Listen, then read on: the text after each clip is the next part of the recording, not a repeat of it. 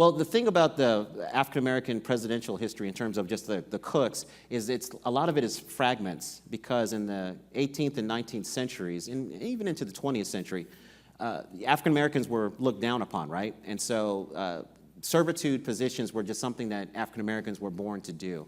And so in a lot of the historical sources... In quotes. In quotes, yeah, born to do.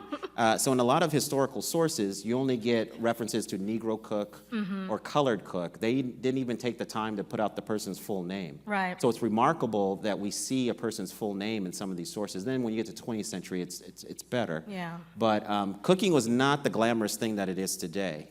It was one of the few professions that African Americans could pursue and excel at without garnering a lot of white backlash. And we see that play out. So in many ways, what's going on in the White House kitchen mirrors what's happening in the broader society. Absolutely, and not just about our place and all of that, but also it's also very clear that they are feeling our food. Yes. And and that there are even, you talk about times when white cooks have been fired to rehire black cooks and so forth.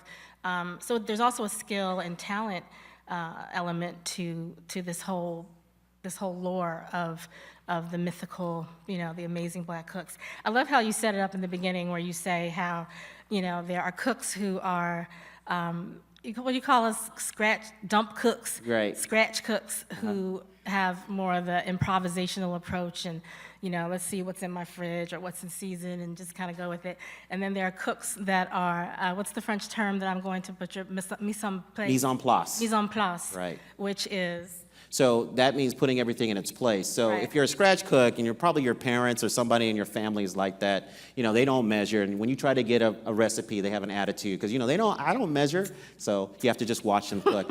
I'm one of those cooks that I have to have everything kind of set out, so I know I have all my ingredients and they're properly measured. And so what my approach in starting this book... That's how you approach this book in terms of all the information? Yeah, I decided just to show all of the ingredients, the key ingredients to presidential foodways, the study of this food culture, and just so, what deals with the president directly, what involves people around the president, and then what are the things beyond the president's control, like Congress or the public perception of the president, and just show how they all kind of interact.